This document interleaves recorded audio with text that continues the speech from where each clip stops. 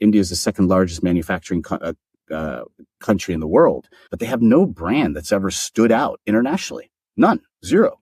So why is that, and why does it have to be that way? One chat bar, limitless possibilities. The idea of Jarvis is here. It's not tomorrow. It's possible now. Hey everyone, my name is Jay, and welcome to another episode of the AI Founders Podcast. I am the CEO and co-founder of a company called Casper Studios, which helps startups and SMBs be able to integrate AI into their businesses. Today, I had the pleasure to speak with Sujal Shah. Sujal has had an awesome career. He's built and sold multiple companies. He's lived across the world, including the US and in India. He recently was also a VP and a leader at WeWork. Right now, he's the founder and CEO of a company called Rosie. And we talk about it a lot, but he is focused on the problem of being able to give parents back more time using AI. We had a wide-ranging conversation from his background all the way to what he's building with Rosie. Hope you enjoy. Good morning. Good morning. Sujal, before we started hitting recording, I was reflecting on and admiring some of the work that you've been doing by both building a company and also building a family and having children, and doing this the first time myself. I don't know exactly how that's possible just yet, but you made an interesting point that it's helpful that you had done this before. And now that you're much more specific and focused on what you need to do now to be successful. And you mentioned how this problem space is something that you're very passionate about. I loved how you were reflecting on that. Do you mind going a layer deeper on that? And one, what do you mean by this time around, you might be doing it a little bit differently? And then two, what's the problem space? What have you been working on? Yeah, absolutely. I do want to start by telling you, I've been doing some reflection recently on just this, Jay. And I think we go through lives just doing what we're doing. And I've had the pleasure and the fortune to be organic in nature in how I've transitioned from vertical to industry to opportunity to geography, etc. It's not by design. It wasn't by design. And to be very frank with you, when I came back from India, we'll get into that a bit, but when I came back from India after being there for 10 years, I fell into this at the upper 40s. I fell into this first time in my life, this massive imposter syndrome. And I couldn't figure it out. It was basically the idea that I had come back from 10 years and my networks here were completely cold. Things had moved so fast. And what I did in India, though hugely incredible on the operational rep side, were unknown and unheard of in here in terms of the companies and all of that. In a fast-paced place, it gets lost in the mix. Okay, reflection. The reflection taught me this, that everything I had done stemmed from my initial days as a scientist. And I didn't realize that until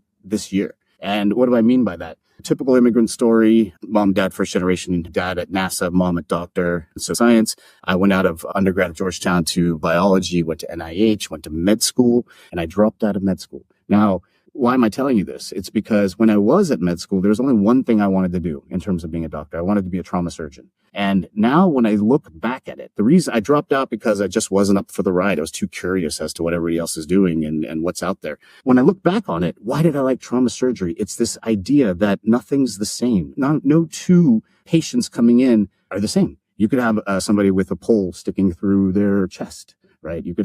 I'm being very candid. This is reality. And to me, that was fascinating how these people tackled these problems in the moment with some baseline understanding of everything, but it's really creative at the same time. So getting back to that, your original question, tell me again, was how I got to this, how the second time around, how it's easier perhaps? No, I love the reflections. And okay, let me take you up to where we are, and I'll do it quickly. So coming out of that, never had a business class in my life. I went to what I knew, which was medical practice billing. And as this was at a time, I'm dating myself, where they were still on cards. They were writing down billing on cards in the offices. This is in the late 90s. So I went to work getting doctors online with a product called Metasoft. And that was great. It was fine. It was a little boring, to be frank with you. But I had no idea about marketing, scale, P&Ls, nothing. So I decided, let's go learn business. Right. And this is pre-business school. I went to a consulting firm at the time. Arthur Andersen was there. And it's all luck of the draw. And this is a really important part of all of this. There's a ton of luck involved in all of this. Drive is super important, but timing, luck, you cannot ignore it. I was lucky. I got put on as a young person, the only young person on a project with the CIA. Now, I hope they don't troll this and get me in trouble somehow. But the reality was, they had this problem in the late 90s. How do they invest $45 million a year in bleeding edge tech? So as the young guy on the team, I'm researching bleeding edge tech. Imagine what I'm researching. I'm researching neural networks, genetic algorithms, and machine learning This is in 1999. This is what they were investing in or wanted to invest in. So I had no idea what it was. None. I was a bio major, but I still had no clue what they were talking about. But it was exposure. Got me really interested in technology and went from there to start a technology incubator in the dot-com bust time, 2001. Blew up. Again, still a snot-nosed kid who thought he knew everything, but didn't know shit. And I went to the Great Equalizer B School, and I realized that I had two passions, consumer and tech. So I went for some grounding right after that. I went to Amex, amazing place with amazing people, spent 4 years doing pretty incredible stuff. And then I'm sitting there in New York in 2008, bored after 6 years. I was single at the time. I'd been in New York for a while. I took a trip to India for a wedding. And all of a sudden, this whole world unlocked, right? I missed the 2000 com boom. I was there on the tail end of the bus, so I got no reps in that. But people were telling me, and I was seeing it, that the India com boom was starting. And brown skin, it was easy in some ways. Never lived there before, but there was this opportunity for Westerners to come over. And so I came back home, told my parents that, hey, I'm leaving, I'm going to India. They're like, you can imagine, right? But they were, again, extremely supportive. And now as a parent, I realize how supportive they were, because I probably would whack my kids saying, what the hell are you doing? But anyway, long story short, went to India. And I think this is part of one of the things you want to talk about is I landed in Bombay knowing two people on ground. I was in taxi cabs. When they were speaking Hindi, I was replying in Spanish because I had no idea what they were saying. And that's my natural that was my second language from studying. Anyway, India was a whirlwind. It was an amazing place. It was the time where I understood and unlocked and given the opportunity and space to unlock what can I actually do. And it was quite incredible. We built some really impressive pioneering DTC e-com and media products in the boom. VC funded, organic traffic. I mean, you name it, we did it. But there was no code, low code. It was all full code, figure it out. Think about this, Jay. In India at the time, there was 70% cash on delivery, which is insane. It was just the hardest new customer to learn for a Westerner. And there was this inflection point in India. If you last past 2 years, you pretty much can stay for a bit. I ended up staying for about 10 years, amazing reps, started building. I built companies, and then I started unlocking my second passion, which was helping other founders with experience and knowledge and rolling up my sleeves and being on their side, not playing the VC game. And then I came back to the US in 2017 because I was about to have my first kid. Now, I put this off for a long time, Jay, but when I was finally ready to have kids, I'd been gone from the US market for 10 years. My family's over here, and my wife and I decided we wanted to have children here. So we moved back, and I thought this was going to be fun, right? But that started my kind of imposter syndrome early on, not really getting a lot of love from the industry, being a little bit older, being a lot of experience, but names that people haven't heard. Played that game for a bit. I got fortunate to be part of the WeWork story, and we can get into that if you want. That's an interesting story where, again, very organic in nature. I was the anti-candidate. The average age there was 26, and there was 8,000 people in there before me, and I was brought in to interview for the New York GM. I had never been in commercial real estate ever in my life, but the recruiter was like, listen, they need some adults in the room. And not negative to anybody else that's there, but they needed more experience now to round out this younger population that was there. Walk in, met the US CEO, who was Arik Benzino, and we just started talking about philosophy, religion, all these interesting things, nothing about the job, nothing at all. At the end of that meeting, he said, listen, you could be the New York GM. You're smart enough. You'll figure it out. But I think your superpower is somewhere else. And that was a big word in WeWork at the time. And so 2 months later, he called me back and said, I've created a position for you. Come in and be a head of special projects for the US, Canada, and Israel, working with all the other GMs. So again, very organic, very fortuitous. We went through the whole thing, the ups and downs, and we can dive in there. But long story short, coming out of that, there was the implosion that everybody knows about. We're sitting at the pandemic, had my second kid. And Jay, all of a sudden, I was going to the playground every day, right? Because you got to get out of the house. And so I'd meet parents every single day. Didn't know their names, didn't know what they did, didn't know anything about them except for the fact that their kids are playing with my kids. And my trust level went from 0 to 1 because they're going through something similar. So this was the first time, and it was moms, dads, gay moms, races. It was phenomenal. But the amount of information I got during those conversations, I've never experienced anything like that with any community in my life. I went home and got shit done. What do you buy? Where do you go? What do you plan? And this amazing corpus of information was there on the playground. And it's there in groups on Facebook, but there's 1,000. There's like Williamsburg dads and Greenpoint moms and all these different things that are out there. So I went home and I started thinking about my e-com days. I'm saying, what makes a great community? Organic nature, amazingly high. Lifetime value, ridiculous. Aspirational. Every parent wants the best for their kids. And all of these boxes started checking off in my e-commerce mind. And I'm like, dude, why have you not thought about parents? But then I quickly realized it's a if thing. It's when you're in it, you get it. When you're not in it, you get it, but you don't get it. Right.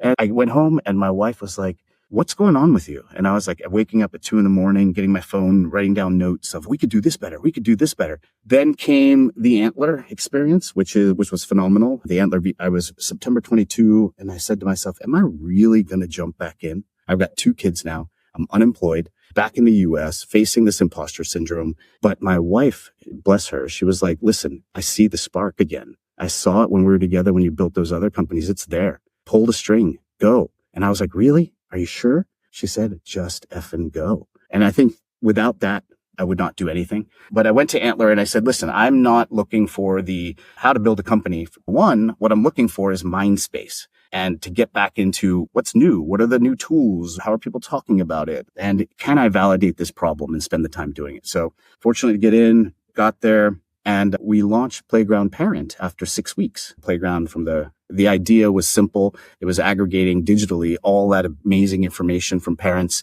into a place that can be accessed. We launched December 22, November 22, chat launched. So we immediately put it into our product. We hyper validated it with surveys and people were super excited. Nobody used it. Now it was that classic cold start problem and we faced it. And I had really smart, engaged, tech forward parents who wanted to use it and they tried for me. But then they said, listen, you're at this place where I don't have enough time and I need to get shit done. And this is helpful. It's this helpful. And me getting on it right now is just crickets, right? We had integrated AI, all this stuff, but still. All right, back to the drawing board. And then we spent the next 3 or 4 months, we meaning Gaurav, who's my CTO, who's an incredible guy, one of my first hires at Free Culture, one of my first businesses in India that we raised from Sequoia. And I've brought him with me from place to place. And I don't think that I'd be here doing what I'm doing right now if I didn't have this trust. We have this implicit trust having built together for 13 years. So Gaurav and we launched parent.wiki. What was that? It was just really, we're trying to debunk. And I was going after these, what I call AI for X products, right? To solve this problem. Now, people always said there's no handbook for parenting. And I said to myself, why not? We have enough information. Nobody's spending the time to collate it. So with one LinkedIn post, we launched parent.wiki, which was a single chat bar powered by a ChatGPT wrapper at that time. And within 2 months, we probably had 10,000 people come use it, all organic. These amazing UGC posts that we would create from the questions. So we'd organize that. Then we had an AI version that we were onto something. People were using it and people were messaging us saying, oh, this is great. Can we do this? Can we do that? We shelved it. I shelved it. And Gaurav's like, why? And I said, it's just too easy. It's too easy. Anybody can do this. There's no defensibility to this. It's great. And there's a place for this in the future, but it's not now. So we built FamGPT, which was a WhatsApp version of getting ChatGPT and Google inside of your WhatsApp, as WhatsApp's growing here, but overseas, it's everything. And it was, again, hugely useful. People loved it because at the time you weren't going on to ChatGPT. Like it was bringing it to your doorstep right where you interact. And it was unlocking that. Within a month, we shelved that too. So a lot of talking here, but let me just get to the point, which is that in last summer, I sat with Gaurav and I said, Gaurav, we got to rethink all of this. If we truly want to do something meaningful, we've heard the parents and they've told us all of these are great. It's too limited. It's too narrow, going against every startup mantra every person says on LinkedIn and that I've been told and that I've experienced and I've tried. They said, no, that's helpful, but not that helpful. So I got to thinking, Jay, and this old thread came back in the forefront, which was I've always wanted to build a super app. I was like, why is there not a super app? This is 10 years ago, right? And then OTT streaming comes along and it's a mess, right? 15 apps and you spend more time looking for things. So as you're seeing this increased access, as we talked about earlier, you're seeing this counterproductivity and this fatigue and all of this settle in. So we got to thinking, and I said, you know what? With AI, this is finally possible. This is finally possible. Doesn't mean I know how to build it or Garv knows how to build it. We spent a year learning stuff. We need to unpack this and be first to the market with this, or at least amongst the first to this, because we need to do things completely differently. And we need to solve this for digitally distressed people being parents. So that led us to Rosie. I'm going to take a break. I think I've been talking too long. I'm going to let you in and guide me. Tell me where you want to go with this, and I'll get to Rosie whenever you want. I love it. Let me guide you a little bit. You gave me a lot of awesome tidbits to go deeper on. So I'm going to go a little bit randomly. One of the things that you spoke about was the ability to have serendipity and good luck in your life. My hypothesis, as someone who also has been lucky enough to have serendipity and good luck in my life, is that the way that happens is not just the preparation beforehand, but the energy that you bring into those conversations. It's their story of going to the WeWork executive team and talking about philosophy.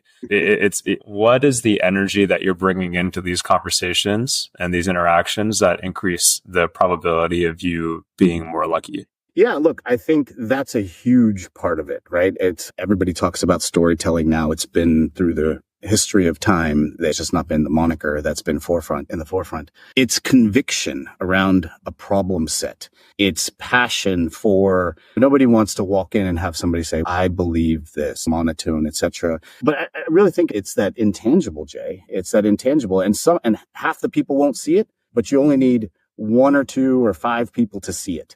But you need to keep bringing that.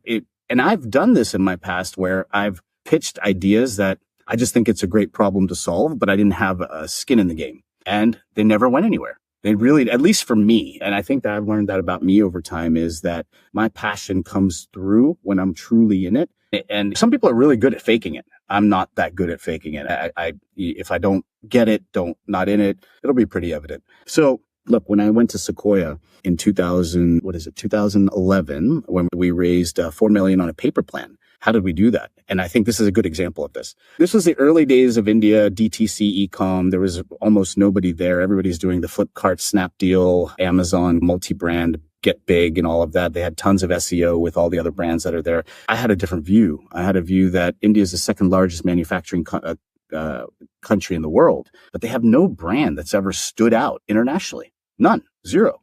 So why is that, and why does it have to be that way? I remember the day that I convinced the teams on what I wanted to do. I basically wanted to do Uniqlo delivered like Everlane. So DTC, online, but premium basics, colors choice, this, that, whatever. Hugely hard. We would have to build 2 stacks, right? A manufacturing stack and an e-com stack. But I went into the meeting with one picture. And this picture was the head designer or the chief designer of Uniqlo at the time, standing in front of a Seoul, Korea store with a wall that had 88 colors of the same t-shirt. Think about that, right? That's 88 colors of t-shirts. It's ridiculous, right? But we got to and at that time, Uniqlo was doing tremendously well, right? I don't know if they were fast retailing at the time. Long story short, it was the picture, and it was what I said about the picture and how I seeded the opportunity. Using that one picture, which resonated so well with me, I was able to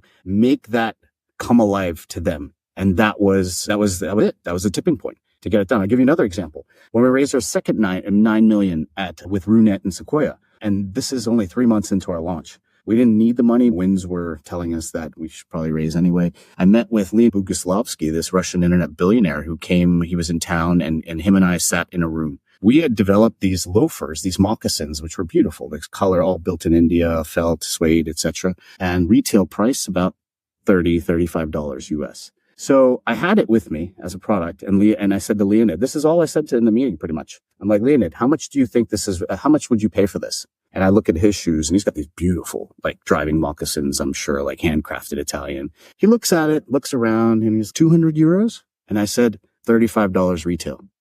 We got the yes the next day. So it's about also, and I've been lucky. That was lucky. I was just in the zone. I was feeling it. I knew it. I understood the value prop, and I was able to condense it down to one thing, which is connecting, that connects with somebody, right? And they can understand, holy shit, that's just massive. And I like the product because it's in front of me, and you're doing something right. There's upside. Do you think about the story and the moment after the analysis is done of what you're going to talk about in that meeting, or do you do it before? I didn't do it at all. I didn't prepare for it at all because I was told about that meeting at midnight the night before to be there at 9 a.m. The chairman of the company, I had this guy. And I think that's actually better, right? I was in the zone. I was building. I knew what I was doing. And this is what we're doing. This is the loafer. Here, look. So I think the times that I've done a lot of preparation, and this is just me, I think my sister is this amazing person who prepares and is so well prepared for everything, and it shows. I've never been that person. And not that I don't do the work. I do the work, but I'm not sitting there taking copious notes and doing all these outlines and all of these things. I feel that I've sunk in some instances from not doing that, but the times where I've succeeded are more than that. And it feels more authentic to who I am and how I approach things. I like to connect dots in the middle of things, and I feel like that's helpful. But yeah, not a ton of prep on that one. The life that you lived over the past 15 years, I think that a lot of people in our generation will live that moving forward. The ability to be global and work wherever they want. And I always wonder about how to be able to develop really strong communities in those different cities and different countries you go in. Even for me, I've moved to New York, but I'm back in the Bay Area right now, reconnecting with everybody. And it's noticeable that I'm like, wow, it's really nice being back in my community, where I haven't really developed that fully in New York yet. So you've been going city to city, country to country. What are you doing once you get there to be able to plug into friend groups and professional groups outside of just LinkedIn or social media? What are you doing to develop authentic connections whenever you get to these different cities? I think that what's been helpful in that, right, was first the mindset of why did I leave? I was just curious. I wanted to me, the world was getting smaller. And stayed at Amex, would have had a great career, done fantastically well. But that trauma surgeon mentality, or wannabe trauma surgeon, let's be frank, really just took over. And I'm like, why not? I can always come back. And I think I'm very fortunate that my immigrant parents didn't play immigrant parents and give me a lot of condescension and a lot of issues for just trying things. They gave me the freedom to do that. And I think that was number one. Number two was when I made that decision to go, I already had a soft landing from the purpose of, I had a job already lined up. So that was my anchor. Going to cities without an anchor is even tougher. I didn't know very many people there, but what I found was that especially in India, and I've not been to a ton of other countries from a work perspective, but in India, they're extremely welcoming to foreigners, much more so than we are here in America. So like I'd go there. The first time I'm there, I knew one person. They introduced me to somebody. They say, hey, come to my house for dinner. I don't think I've ever invited anybody to my house for dinner that I just met in the US. It's different. So I think I was fortunate from that perspective. But how do you build it? You just keep hacking at it. And I think the social networks were hugely important in that. And then the jobs that you choose, really going deep and seeing how it can unlock more. So the first job that I was there was heading a company or a head of strategy for a company that had a lot of retail presence, big companies like Calvin, Tommy, French, etc. And what did I do? I went to the malls in India and spent time. I went to the stores, and I'm not supposed to be doing that, but I'm like sitting in the stores talking to customers, and people are looking at me like, what's wrong with you? You're a senior. You shouldn't do this. Wow. What interesting insights you got out of that, because the Indian customer is so different than the American customer, though their aspirational qualities are very Western. Anyway, having an anchor was hugely important. My mindset that I have time to do this. I think social interactions is probably the number one way to build that. Through the companies over time, you develop that external network. But again, Jay, I've been all over the place. Imagine science, consulting, Amex, business school, retail. Now, my next job was at IMG William Morris. I was running fashion weeks in India. Why? That's not me. Look at my black shirt. Maybe that's why I'm fashionable. But the reality was, it was a fortuitous relationship from a social encounter where the MD, he asked me to do some work for him on the side. And then within a few months, he said, come join me, be number two, help me with the merger, help me with running Fashion Week of a huge event, help me with IPL. So it came down to social interactions and just being there and giving too, because you have to give a lot to get a little. That's what I found. And I'm okay with that. My wife thinks I'm crazy because anytime anybody tells me a problem, I'm like, have you thought about this? Shut up. But I love breaking down a problem. And I think that also helped. That's just the way I was. Yeah. The what I'm hearing from what you're sharing is that it comes down to maybe 3 to 4 characteristics. One is, how do you give to your community? That ends Yeah. up creating really nice serendipity around you. And Yep. people want to connect other people to you because they're probably going to learn something as well. I really like there's curiosity, there's Yeah. confidence in yourself. But the last one, which I think I can take away a little bit more, is space. It's like giving yourself space and feeling like you have space. That I think is really important, because otherwise you just feel like I need to get the next thing. I need to figure things out. Like, you don't actually just keep the inputs moving. You don't need to be super nervous about the outputs. Jay, I would also say, though, very clearly that this is not for everyone, right? Mhm. Tried and true, work at a career, build it, have great economics over time and all of that, and have quality of life unlock later on. The grass is greener, my man, right? Like sometimes you're just like, I want that. But so this is not for everyone, nor should we prescribe that everyone should be this way. It's just, if you have this burning itch, like everybody says, scratch it. But I think you'd be cognizant of what are the things around you in that moment in time that let you do this with some degree of freedom, some degree of not like this intense pressure that where am I going to eat? Where am I going to sleep? Or things like that. So I think that's a hugely important thing. I encourage people to go out and try whatever they want, but it's not a reality for everybody. And we have to be very cognizant of that. Of course, I want to get to Rosie after this next question. What was the acquisition process like for the companies that you were building? And then how did that help you, or maybe, how did that help you in terms of maybe that is how you ended up creating more space for yourself? Or like, how did that process go? What did you learn from it? I feel like it's one of those things that is just shelved away for a very small percentage of people, and you have actually no idea what that process looks like. Yeah, look, my exits were non-traditional across the board, and I'll talk about 2 or 3. There was that company that became Jabong, which was sold to Myntra. I was one of the early sets of co-founders for the Samware brothers, but I wasn't there for the first 6 months, and then they shut shop, went for 6 months, and came back. At that time, I moved to Free Culture. So while I was a founder there, and it actually got sold, it wasn't material for me. That was a lot of years later. Free Culture, which was my baby. This is an interesting story, and I'll give you 2 pieces to it that'll help unlock some of this. This was my biggest failure. Yeah.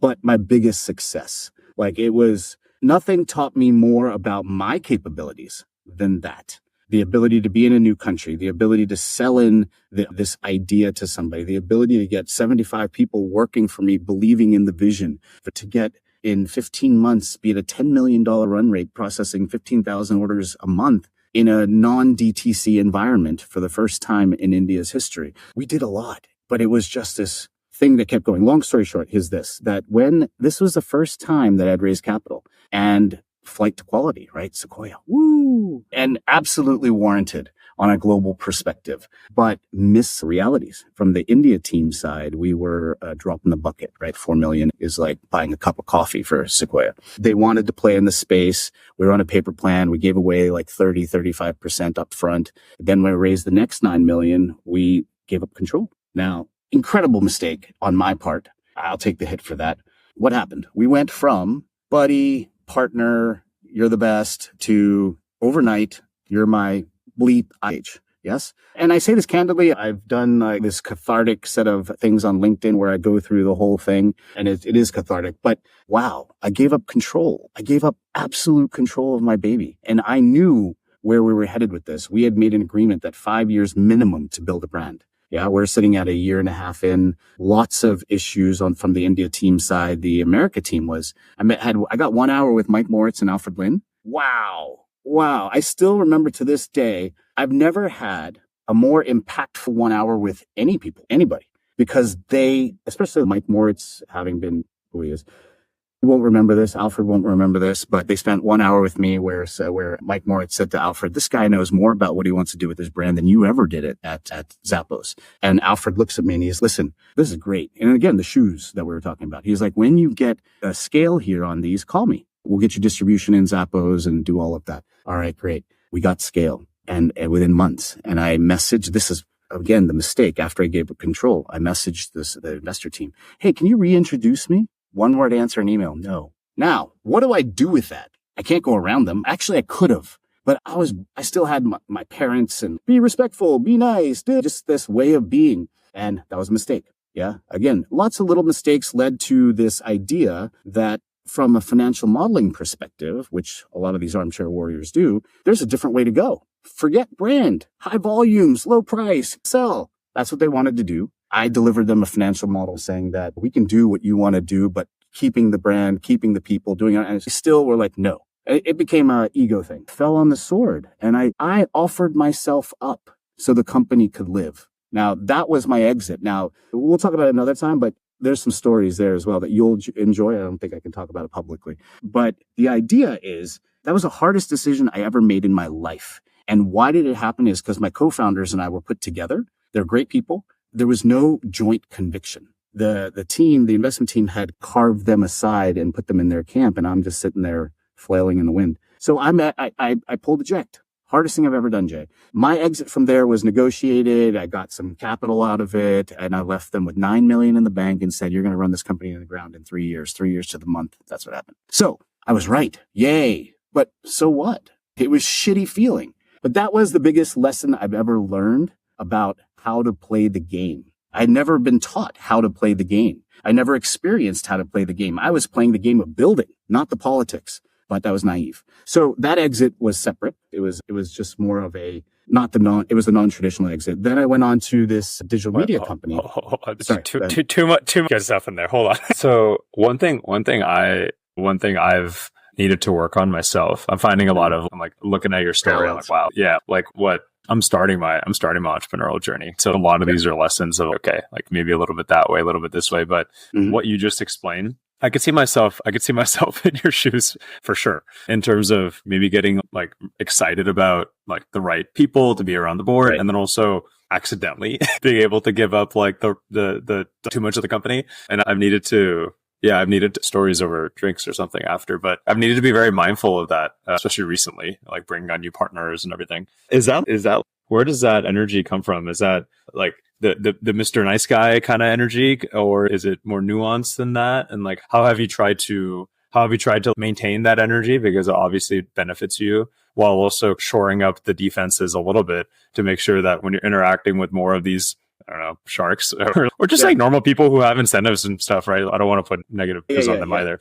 But that first set of energy of I just really want to help, and then what were the places where you were going to get attacked at that angle, and like how have you shored that up, or how do you think about that? It's a great question, and I think that there's again a timing issue. This is talking about India 2011, where the VC, they were behind the curve in terms of not a ton of operators in the business. They was not just getting started, but certainly 15 years later, much more mature. A lot of operators in the mix. The whole paradigm has shifted to be a lot more founder friendly like the West, but there's still their own thing over there. So the problem that I have, which now I try to embrace as an asset, is I have prided myself in the past of being that guy that you go out and get drunk with somebody and drunk Jay, and then you go to work and work Jay, and they're 180 degrees apart on this spectrum. I've prided myself on being like this, like 5 to 10%, if I'm too drunk, maybe, but you understand my point,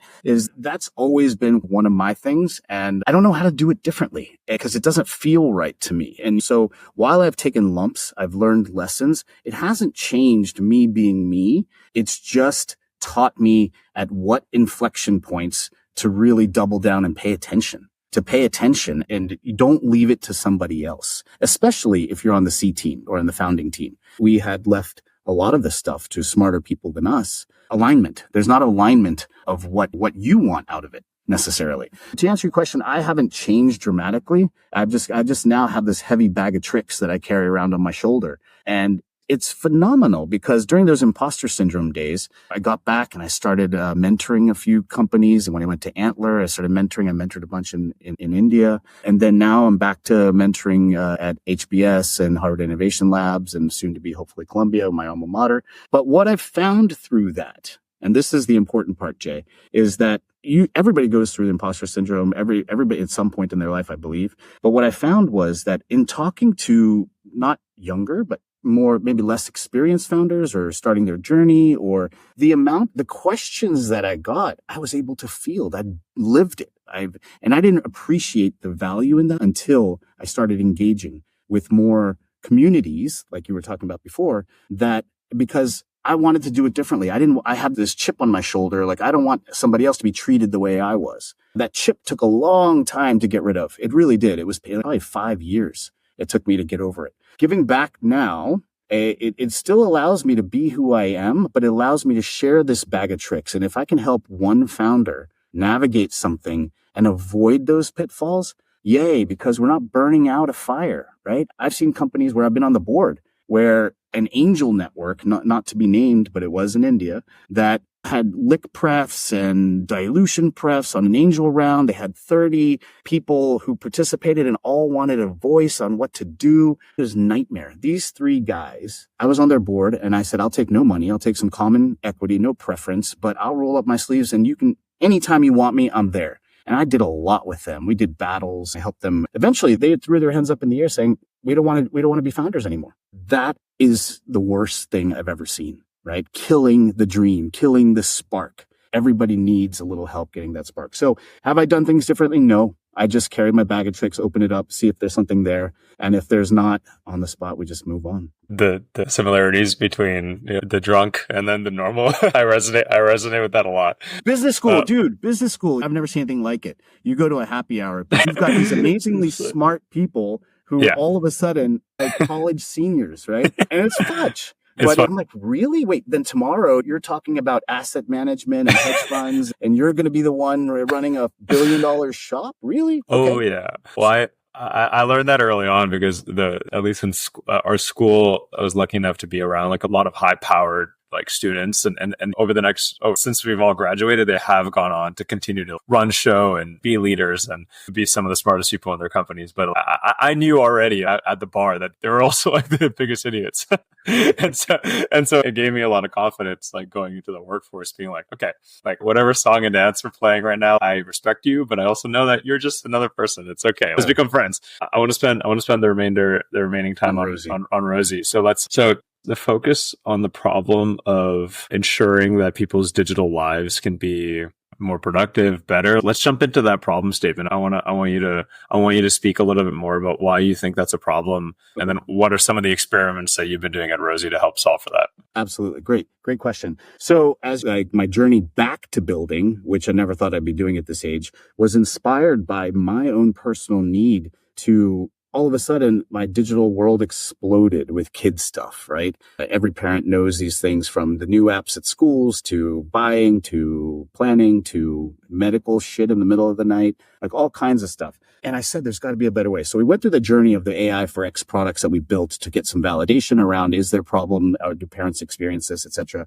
And then, as I mentioned, Rosie came about because AI was here. It is here. And I like to connect the dots, and the vision that I'd been thinking in my head for years about this idea of a super app, I believed, as I was talking to Gaurav, I said, Gaurav, this can be done. It's just about connecting the dots today. We can show proof of concept of this today. Let's figure this out. So at first we set out to build just for parents. And what we realized in our space there, Jay, that there's these amazing companies out there building AI for X products for parents now. And there's this whole wave of famtech, parent tech, happening in the last 4 years as people realize that families are like running small businesses, but they're 24/7. They never stop. There's finance, there's marketing, there's operations, there's everything. But there's an emotional connect, which you don't necessarily have to your everyday job. So it's hugely important. So we decided to stay with the ICP of parents and build for them. But what we realized when they told us we need something that solves more time, more problems than just this kind of linear one product thing, because I'm going to get 1,000 more apps with AI. I'm going to get 1,000 more apps already that I don't need, or that I may need, but solve limited use cases. So we started researching, and our research unlocked the fact that parents do want something more. They are AI curious. They are massively stressed, as recently described by the U.S. Surgeon General, as he put out an advisory on parental stress. And so that gave us the conviction that there's more to be done here. And we can actually now, the big guys, right? The people building foundational models and infrastructure, that's all needed, but they're doing the heavy lifting. We're doing the connecting on the front side. And instead of an application that goes linear, we're looking horizontal. And we're saying, what are the things we do online? We analyze, we buy, we shop, we plan, we create, we email, we communicate. There's a list of adjectives that we do. And people don't think about it this way, but it's outdated. We're still stuck on keyword searches, metadata, and self-compile, self-manage, which leads to, and it's very well documented across the world around digital stress and fatigue and inefficiency and indecision with too many things to manage. Now, throw on top a digitally distressed person, which can be a parent, right? Now I have too many things to manage. It leads to a breakdown. It leads to inefficiency. And more than anything else, Jay, it leads to a feeling of not being in control, of being unprepared, right? So we can talk about the tangible things, but it's the feeling. It's the feeling at the end of the day. How do we feel? So Gaurav and I got to work. And what we did was we decided that we could build this really interesting, and I struggle to find the right words for it because AI assistant is so generic, but we're going with this idea that everybody should reimagine their digital life. It's possible today. Nobody's building it for you, or a few people are, but it's possible at the execution level, not at the humane AI pin. Those are amazing, right? All these things people are doing, but that's not everyday person, right? So how do we solve this for the everyday person with value today, but building for the hypotheses of tomorrow? And so we have this hypothesis, or a couple of hypotheses, Jay, that, and I don't think they're far-fetched, I think you'll agree with these, that in X period of time, 3 years, 5 years, 2 years, 1 year, every single person, destination, app, tool, business will have an AI layer in some way, shape, or form, like Amazon's Rufus, right?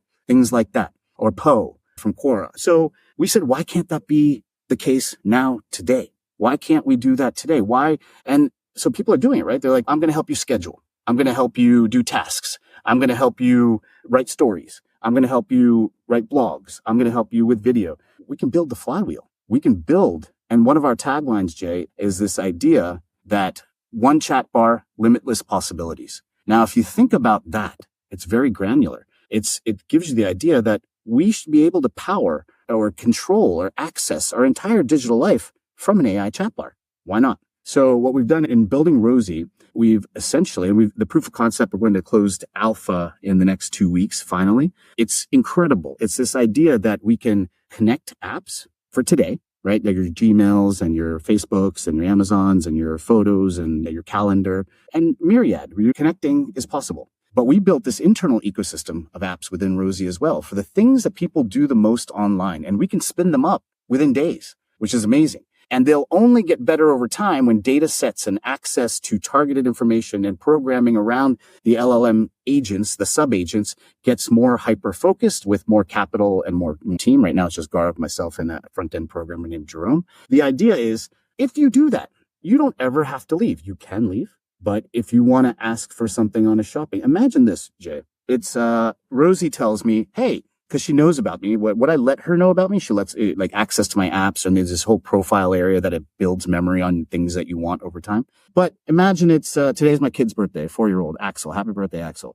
Imagine Rosie was with me before, and a month before, Rosie says, hey, Axel's birthday is coming up. Would you like to buy something for him? I see that he's really into soccer. Should we get him Effie? And she gives me a bunch of things to look at. Now that's just waiting for me. Now, if it's waiting for me, this is the crazy part. It's simple, but crazy. When you look at e-com, you have this funnel from the idea of a whole range of options to narrow intent to conversion. And the personalization game that's been happening for the last 10 years is that funnel. How do you get to conversion? So the idea, what we've done is we've eliminated going everywhere. You can say, Rosie, I want Air Jordans size 11 in red. Rosie will scour the internet. She'll bring you back options with pictures and links to buy today. Tomorrow you can execute on the site. But you could actually almost like this say, you know what? I want them all in blue. She goes and does the work. Within seconds, you're getting them all in blue. It eliminates the funnel. You're getting to intent right away. Now you can do that with emails.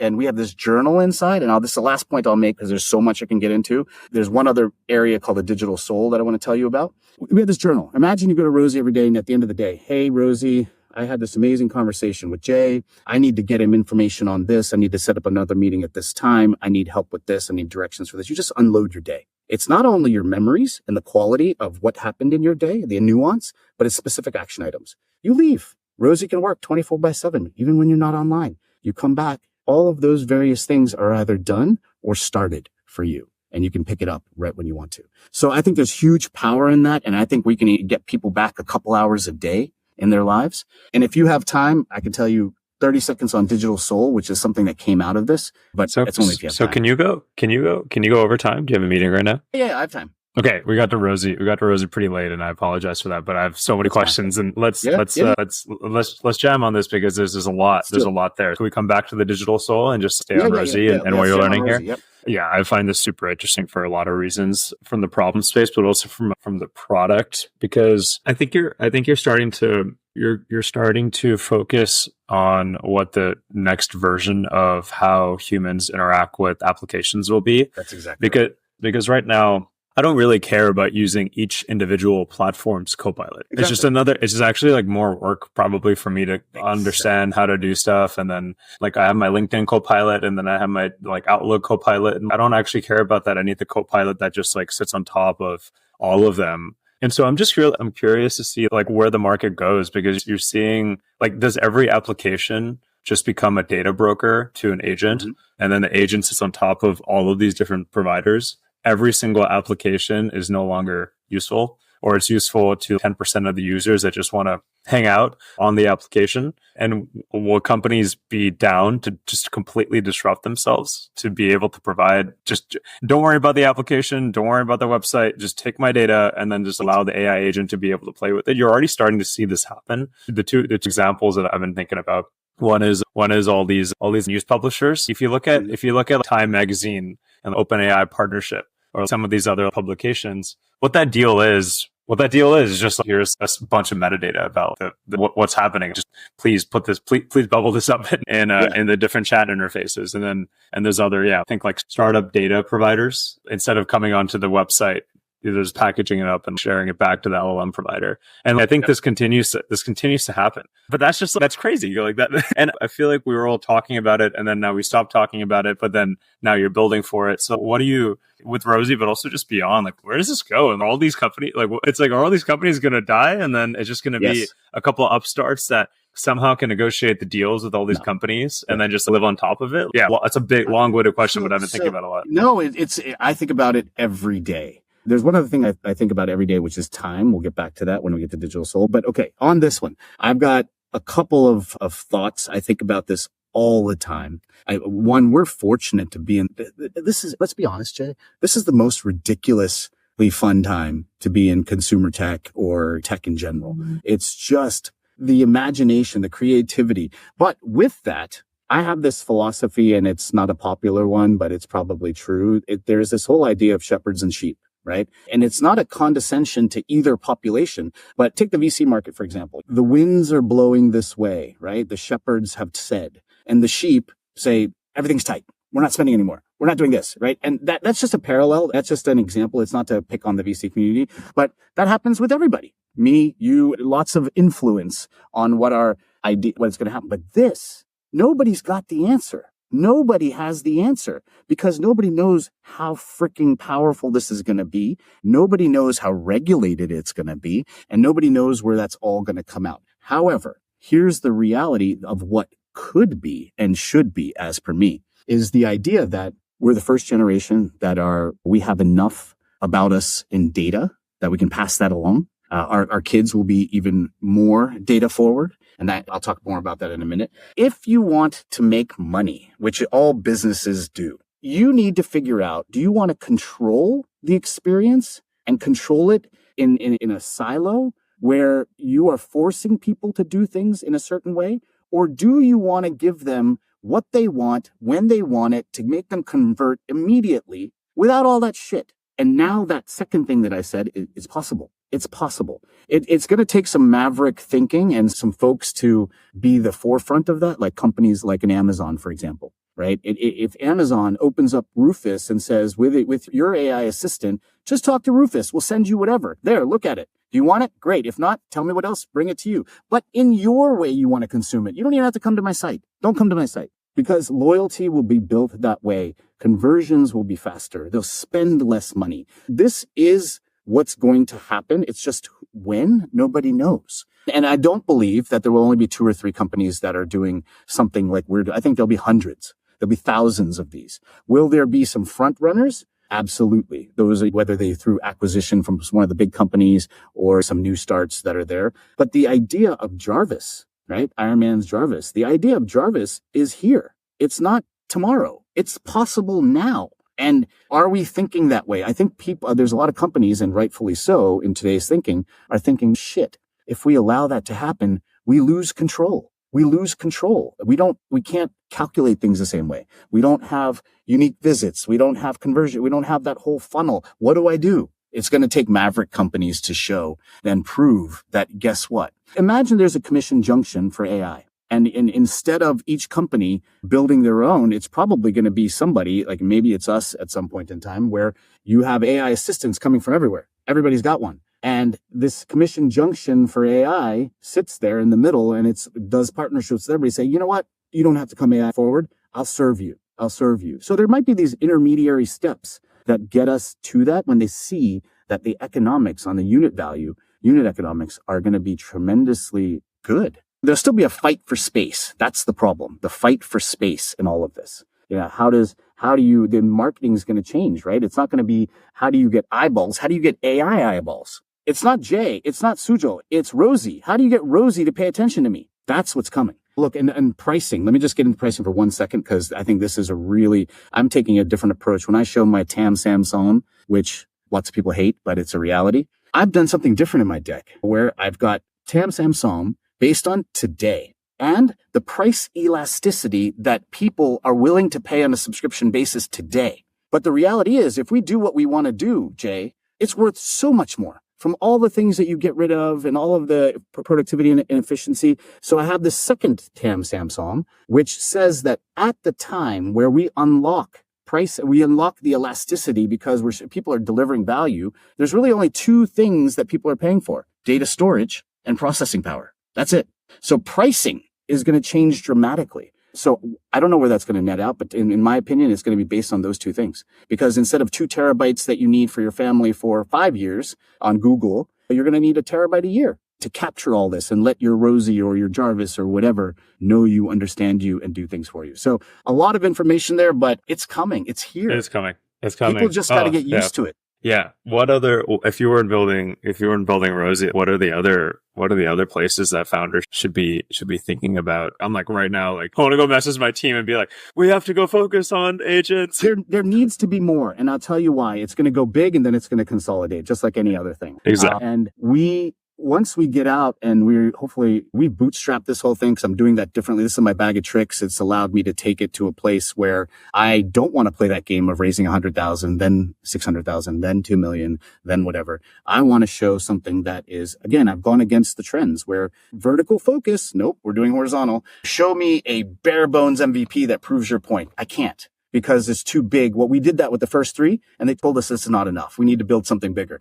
So I'm going against the trend, but I've never believed in anything more in my life that this is possible. So where to go in building? I think you go to shopping. Really, I think shopping is it is the lifeblood of the internet. Information is too, but there's going to be this battle for information. If I come from an e-com background, I'm passionate about it. I think that there's ways to disrupt shopping in the AI world, but it's a heavy lift. Where else would I go? Like me personally, if I weren't doing this, given where I am in my career and the age that I am and what I want to do with the rest of my life, I would be an operating partner at a VC firm, because it keeps you in the mix. You can unload your bag of tricks. You learn from every single person that's there. And it's probably the funnest adventure that I think I would do. So I don't think I would be building right now if it weren't for Rosie. Sujal, this has been a ton of fun. Is there anything else that you wanted to talk through? One thing I'll mention, I won't spend. So what is the driving force that we found out when we looked at our problem set?